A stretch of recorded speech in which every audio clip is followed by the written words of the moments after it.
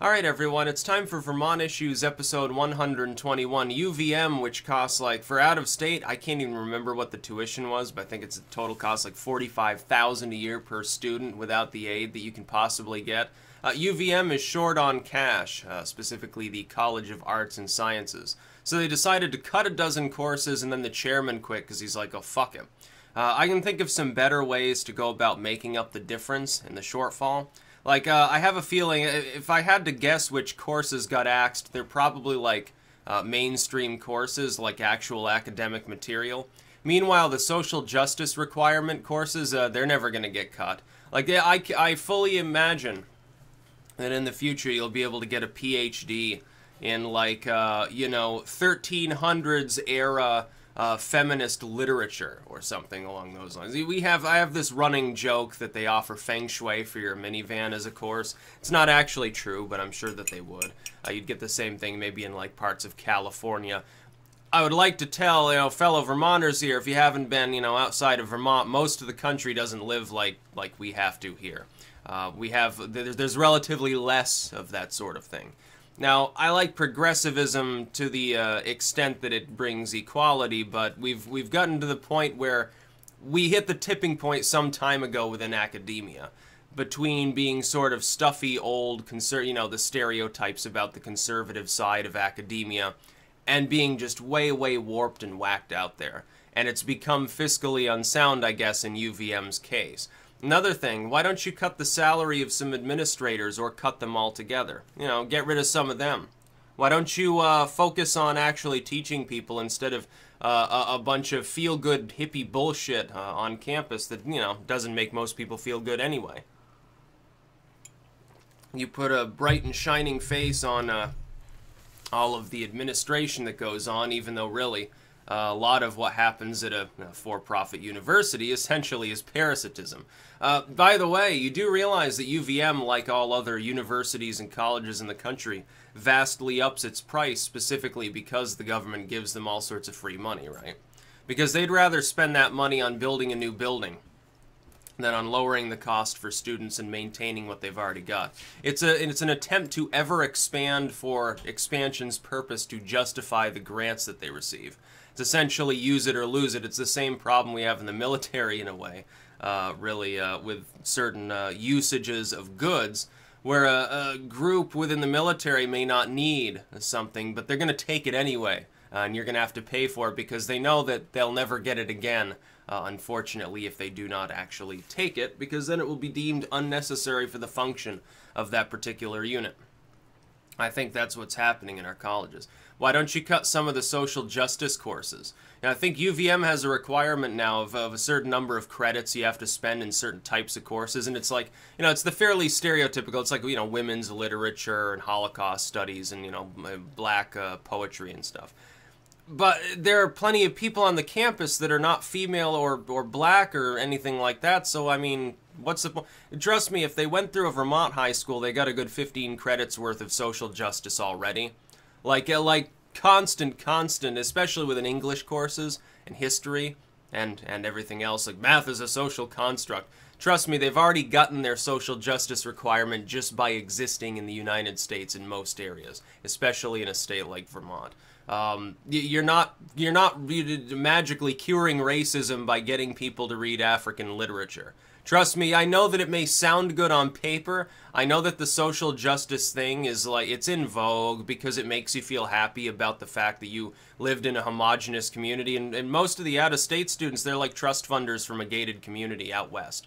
Somewhere on the west coast, they're like California and they came to smoke weed, basically. Now, I met people that were like that on UVM's campus because I actually went to fucking UVM for several years. I know what I'm talking about. It's a problem. There are people who are insular, and they think that simply talking about an issue magically solves it. Sorry, it requires action, something that 99% of them, by the way, will never actually do. Therein lies your problem. And all of your so-called multiculturalism on campus won't help that problem either. Oh, 3% of our students now are non-white. Great success. Okay, it's not doing anything. I know you like to think that. You like to tell people about how wonderful it is. It's not. It's just a gimmick, basically. A gimmick to market yourself.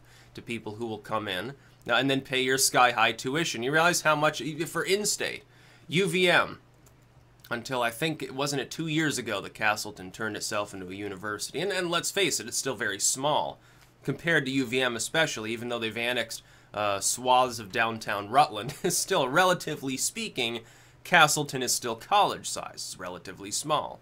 Until very recently, thus, if you wanted in-state tuition in Vermont at a university, at a larger level school, you went to UVM. It was the only one that was there.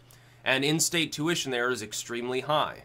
The tuition cost there is extremely high for in-state students compared to the in-state tuition in many other places in the country. So Vermonters get screwed. Now the chairman stepped down, he's screwed. Certain professors, I'm sure will get screwed. The student body gets screwed out of some courses. Now this is like when I think I was still at UVM when this happened. When the students were protesting over the low wages that some of the migrant worker janitors were getting. And it was like, yeah, you're sitting there trying to nickel and dime people who you're giving like, what, $10 an hour or something, while you're paying high six-figure salaries to a bunch of different administrators, most of which you don't really need to do. And then paying money for like bullshit new buildings. I remember when the green roof, I think it was the first year I was there actually, which is really funny. I can't remember the name of the dorms. They're the ones on the athletic campus that are gray and they're kind of hideous and postmodern looking. They look a little bit like something you'd see at the ocean, like a too-tall cottage. But they were made to be like environmentally friendly and everything. And they had what was called the green roof, which is that the lower level, like out front, was covered over in like literally grass. It was like a lawn. And it started to collapse, actually, and leak, and there were, like, gaping holes in the ceiling. This is a few years after it's fucking completed. It was so much for being environmentally friendly. Now you have to clear that all off, bring in heavy equipment, repair it all, and cover it back up to keep up the appearance that you're, like, hippie-trippy. And that's all it is. It's just another gimmick. I quickly realized that the people the bright shining faces that said, "Oh, come here and you get a good education, make lots of money and stuff. Oh, we'll help you along, and you're so bright and you're so wonderful. We want you here." All those bright and shining faces didn't want to talk to you once you actually paid the tuition. Now, then they didn't have time for you, and once you were gone, of course, then they really didn't want to talk to you. Oh, no help was available for you. So much for them being, public educated, like teachers in a high school. They often get a bad reputation. Oh, they just give you the papers and go home and stuff. Now, I received a great deal more support in high school than I did in college. Because anyone who didn't have an extensive social network or ties to an administrator or a professor that went beyond, just, hey, I show up for class and did my work. For somebody who was more antisocial, who just sort of wanted to show up, do the tests, do the projects and stuff, give me my grades, and then, it's what I'm here for. I'm here to get an education. I'm not here for the hippie-trippy bullshit. They get screwed.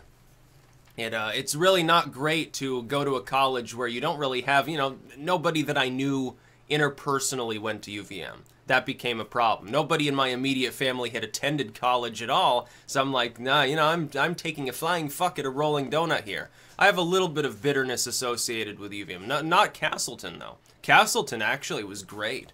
I had a great time there. Also, my grades were sky high compared to UVM. Yeah, it's just another example of UVM being dumb, and they'll continue to be dumb.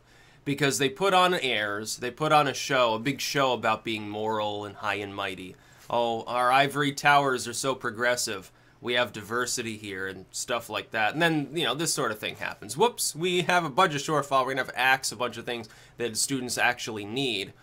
Instead of, why don't we just put off our plans for this new building that they're inevitably going to build? Or this new purchase that they're inevitably going to purchase. Or why don't we freeze the salaries of these administrators getting $500,000 a year? We could do that. No, they'll never do that. They'll gobble up more federal money, more state money before they'll consider anything akin to that.